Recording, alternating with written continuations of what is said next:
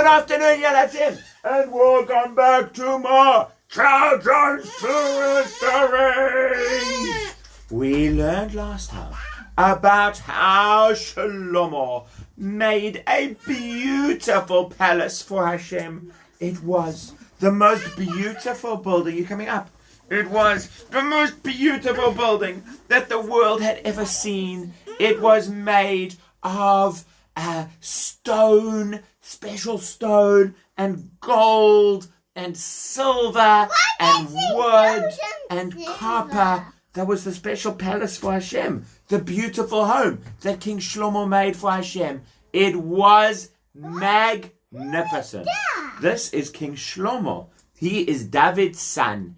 And after David stopped being the king, Shlomo became the king.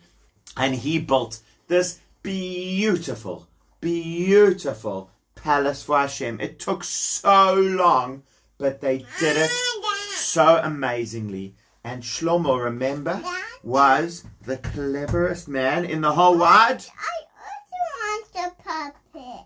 It's what the dial. You can go grab it from the box. And he also was the cleverest man. I'm busy telling the story. And he also, thank you.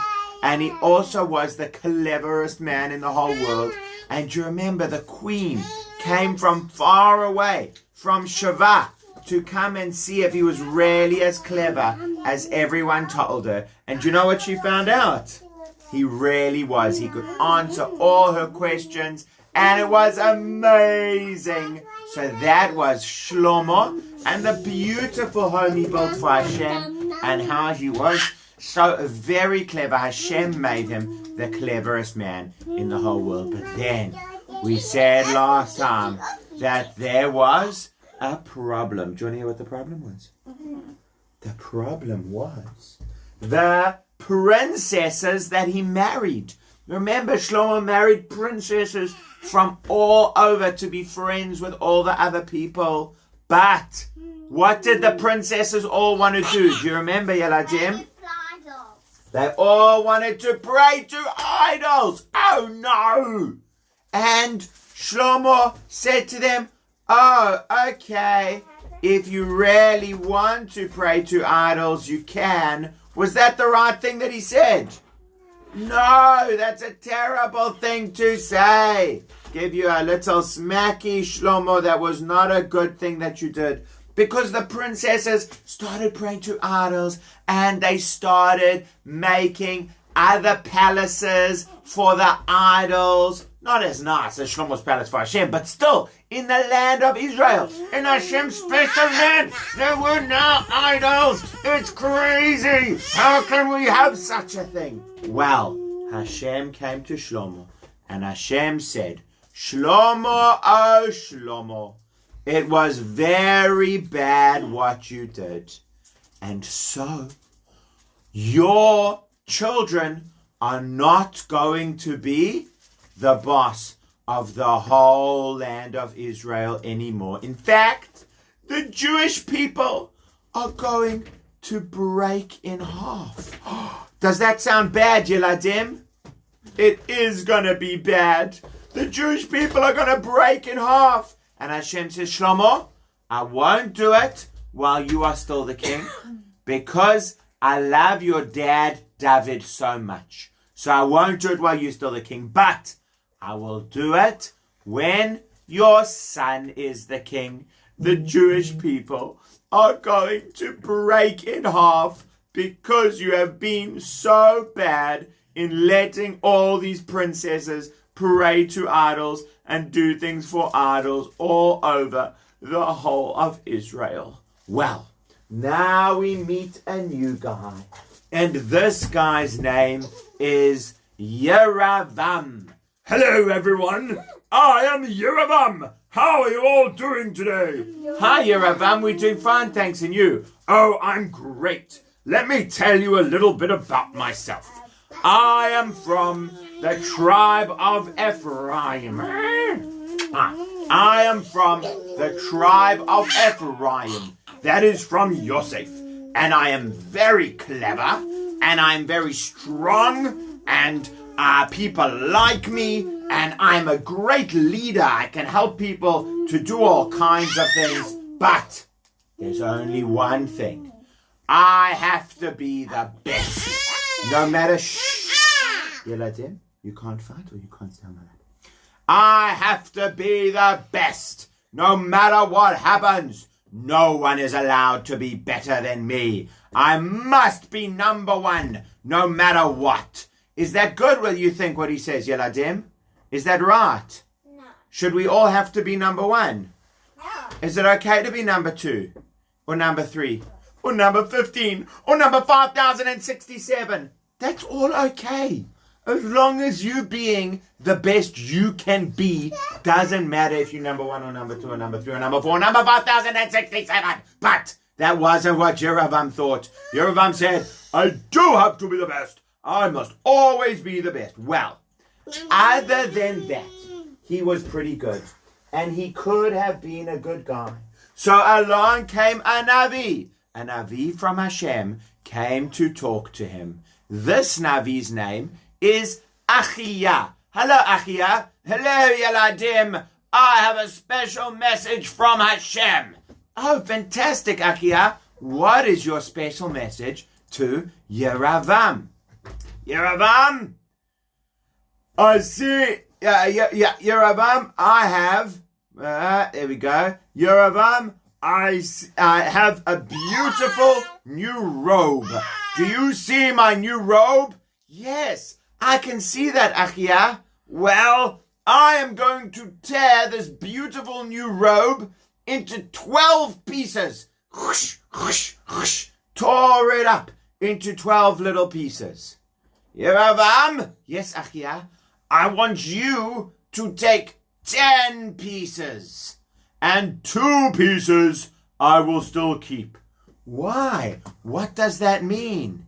That means that the Jewish people, who are 12 tribes, that's like the 12 pieces of my new jacket. And 10 of those tribes are going to go with you. And only 2 are going to stay with Shlomo's son. Do you know which ones are going to stay with Shlomo's son, Yeladim? Yehuda and Binyamin. Those 2, Yehuda and Binyamin, are going to stay with Shlomo's son, here he is, are going to stay with Shlomo's son. And the other 10, Reuven, Shimon, Levi, Yisachar, Zvulun, Dan, Naphtali, Gad, Asher, Menashe, Ephraim, those are all going to go with Yeravam. And that was what Hashem said, because Shlomo had done something really bad by letting them pray to idols. And so Hashem said, he's a Navi, Achia, and he's the one that Hashem is talking to. And he said, but, I need Achia to talk a bit more, as he can have him back. And Achia said, thank you. And Achia said, but Yeravam, remember, you are only the king because who says so? Because Hashem says so. And so, you must listen to Hashem. You must do what is right. If you do the mitzvot and listen to Hashem, then you can be a great king, just like David. And that is what Achia said, and off he went. Well, Yeladim, when Shlomo heard about this, do you think Shlomo was happy to hear that Yeravam was going to take 10 out of the 12 tribes of Israel? No, sirree, Bob. He was not happy at all. Do you know what Shlomo actually did? He started chasing after Yeravam. I'm going to catch you. I'm going to put you in jail. Uh-oh, I'd better run away. Yeravam ran away, far, far away, to the land of Egypt, where he could be safe while Shlomo was still cross.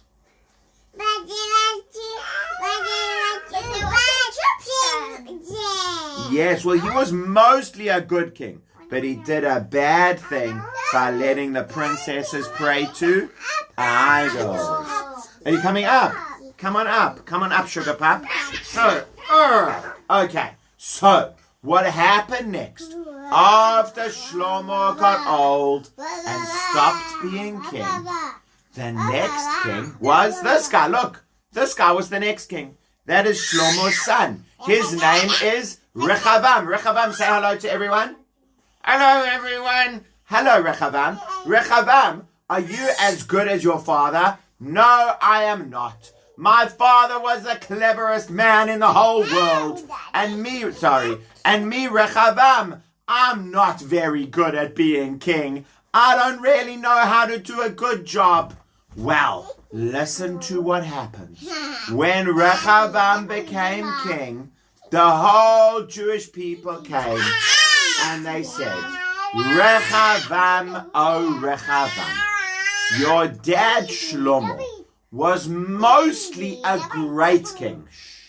But there were some things that he did that we are very cross about. When he was building a palace for Hashem and his own palace and buildings and beautiful things all over the country, do you know what he did? He made a lot of tax. He made us have to pay a lot of money.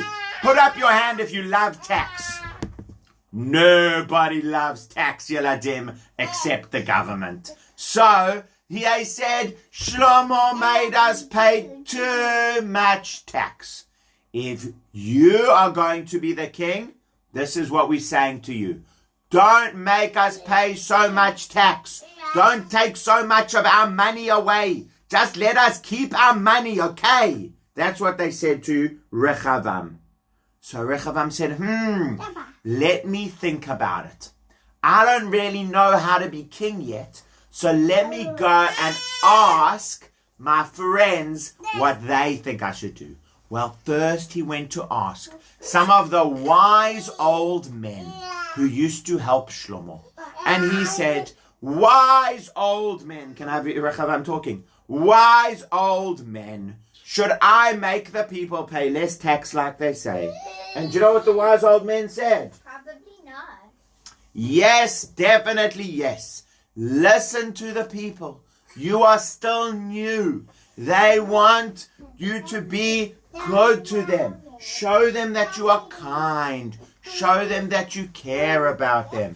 Tell them they don't have to pay so much tax. Yerovam said, I'll think about it. Let me go ask my young friends.